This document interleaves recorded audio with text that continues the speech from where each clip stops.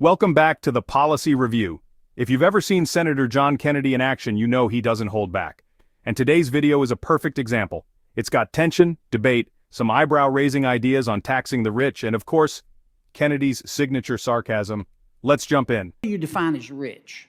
In the minimum income tax, it's $100 million of wealth or more. Okay, so you think if you're really wealthy, you should have to pay a tax on your unrealized gain? I think you should have to partially prepay if you're liquid, if you have liquidity to pay. Do you think somebody? Why can't you economists answer questions? Should any American have to pay tax on unrealized gain? Why can't you just answer me? Yes, there are some who should. Who? The ultra wealthy who have liquidity should prepay some tax. What if they don't have liquidity? They should not have to pay, and they will owe at sale, bequest, or gift. So if you have cash, you ought to have to pay, but if you don't have to pay? To prepay. I have in my testimony, there are examples of how this works so that you can preserve incentives to build a new company, take it public. Okay. What do you think, Dr. McBride? Do you think we should start taxing unrealized gains? And what do you think that'll do to the economy? Well, I have several concerns about the approach. The first of which is it's completely untested. It's never been tried in this country. We have more than 100 years of history with the income tax, and Europe's tried it, haven't they? No, they've tried wealth taxes. Yeah. Their experience with wealth taxes has How did that turn out? Bad. It resulted in a lot of taxpayers exiting the country, for one thing. In France, for instance, other countries that have tried it. And you suddenly lose a big chunk of your tax base that you're trying to tax there. We have that option in this country as well. The result has been that most of those countries in Europe that have tried a wealth tax have rolled them back, including France, because they were administratively challenging. The basic challenge is what you're describing, trying to value assets without real market transactions. So this is a valuation dispute. It means we get the IRS engaged in yet another challenge. They're currently doing this with the estate tax. Those estates that are subject to the estate tax, those valuation episodes can go years and years and years. Can I have 30 more seconds? Proceed. Dr.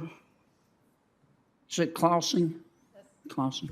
Yes. Yeah. Why do you and Dr. Yagan, why do y'all want to punish wealthy people? I think I can speak for both of us that we're not interested in punishing anyone. We're interested in having a taxing the hell out of system. them more than anybody else. I think what makes you think that making tax policy on the basis of class or status makes sense? I think it's a very American phenomena that throughout the history of the income tax, we have valued progressivity, and our current income tax does that. We used to rely on things like tariffs to raise revenue. Tariffs are regressive consumption taxes that disproportionately hurt the poor. We believe in this country that those with the greater ability to pay should pay more of the burden. And that's part of what a healthy capitalism does. It enables people to gain from things like trade and technological change and business innovation, and to contribute a little more to the fiscal system when they're very successful in doing so. And I think that that's a very legitimate way to structure the tax system. Can I ask you a question? Yes. Why do you think so many wealthy people are leaving New York City?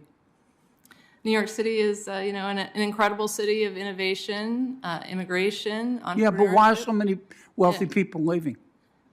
I think there are big advantages to living near centers of entrepreneurial activity, and we see that on the West. You think they're leaving to be nearer to centers of entrepreneurial activity, do you?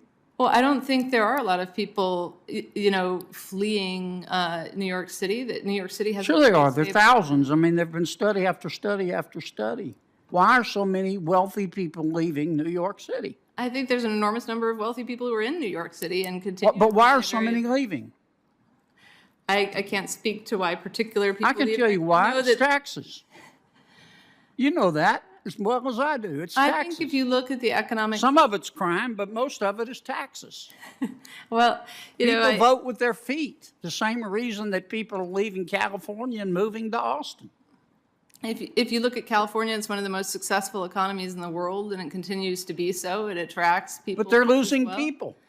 I don't think it's in any danger of decline, nor is New York City. And these are very vibrant places. I don't think we're going to for ever fundamental agree. reasons. Yeah. I don't think we're going to ever agree. But I appreciate the time of all three of you. Thank you. To be fair, there also are people moving the other way. There are people who move to New York. They just don't all leave from New York. It's a two-way street in and out of New York, and it's a two-way street between Austin and California. People leave Texas and go to California, and some of them do very well. Well, that's true, Sheldon, but I can show you study after study after study, as you well know, and as the professor knows. It shows that people are leaving high-tax states and moving to low-tax states. All you have to do is Well, they look at also leave, all you have to do is look at the demographics. Pick the 9 states that have, say, a state income tax, and compare that, or that don't have a state income tax, and compare that to the states that do. It's called tax avoidance, and there's nothing wrong with it. It's perfectly legal. People have different preferences. You know, if you look at where immigrants choose to live in the United States, they often go to those same places that you were talking about. You know, so I do think that, you know, there's movement in both directions. Yeah, but here's my point. Here's what I think rational people do, and here's what I bet all three of you would do, and I bet Sheldon would do it because he's a smart guy. Okay, if he won the lottery tomorrow and won $10 million and paid his taxes and has $6 million left, he's going to at least consider, you are too, moving to Florida because No, I they don't have a wouldn't. state income tax. For the record, no, I wouldn't. Never crossed my mind. Well, most rational, well, I don't mean you're irrational, Sheldon, you know that. But, It can be quite rational to not want to But live when in you're Florida right liquid, now. when you're liquid, and you don't have to pay a 6% off the top versus 0%, it's a rational economic move, is it not? I agree. It's rational. I mean, the thing about taxes that we're talking about is they're a cost or a price, and so claiming that this cost or price doesn't matter is essentially throwing out the very basic law of demand, the basic fundamental idea in economics. The prices matter. The costs matter. See, this is what this always boils down to, and there's no way we'll ever agree, okay? But at least two of you believe that government, all things being equal, can spend a dollar better than people can. And that's your this is America. You can believe that. For the record, that's not in their testimony. I just don't agree with you. I think people can spend the dollar better, all things being equal. And all you have to do, if you know the history of government, you know that I'm right. But I don't expect you to agree with me because you're professors. Okay? Thanks, Sheldon. Always entertaining. Senator Kennedy, thank you so much for being here. He accuses the economists of wanting to punish the wealthy, suggesting they're pushing class warfare in the name of fairness. Dr. Clausing pushes back, calmly but firmly. She says, look, America has always believed in a progressive tax system.